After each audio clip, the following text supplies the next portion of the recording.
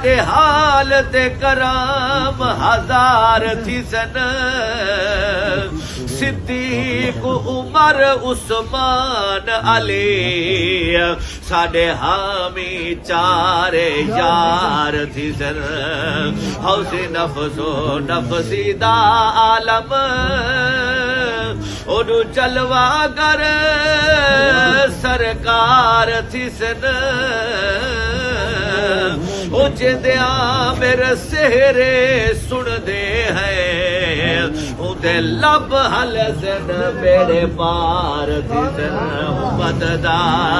غم خار حسین دا نانا گے نبیاں دا سردار حسین دا نانا گے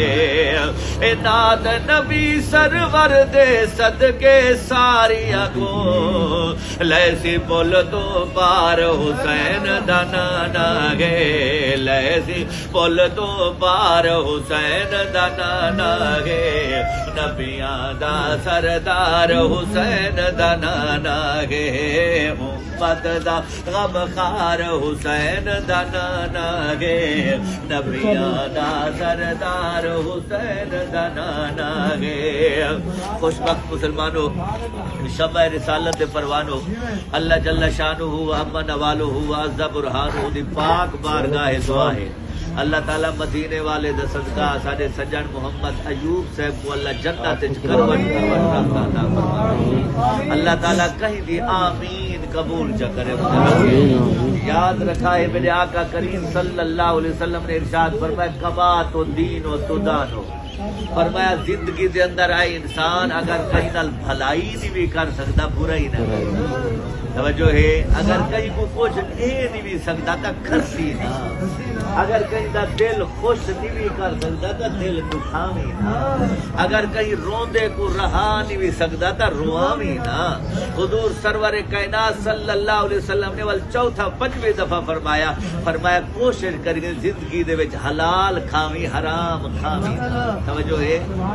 کیوں حضور فرمایا حلال کماون والا جویں سارے بھائی ایوب سے مزدوری کریں دے ہن حلال کمن دے ہن خدا دی قسم حضور سرور کائنات صلی اللہ علیہ وسلم دی بارگاہ دے اندر ایک صحابی رسول ہا وہ روزانہ آوے ہا فجر پڑھے ہا توجہ ہے جلدی ونڈے ہا ظہر آتے جو پڑھن بایا بیٹھا رہیا عصر پڑھن آویا بیٹھا رہیا مغرب پڑھن آویا بیٹھا رہیا عشاء پڑھیا جب تک حضور الوا میں نہا چھٹی عطا فرما میں نہ گھر نو منہ نہ کرے نہا مگر جب فجر دی اذان ویلے آوے ہا جوان نماز دی خاطر کملی والے آقا دے قدمے چ بہوے ہا اجا حضور سلام پھرے دے پہ ہوندے ہن او جلدی اٹھی تے کانڈ ولیندا پیا ہوندا ہا صحابہ حیران تھی گے یارو ظہر کٹھے پڑھ دے تسلے نال بندے عصر پڑھ دے تسلے نال مغرب پڑھ دے تسلے نال عشاء کو چرکے میں دے مگر جنا فجر دی نماز ویلے اندے ہمیشہ دستور ہے فجر دی نماز دے بعد مصلی تے بیٹھے رہو توجہ ہے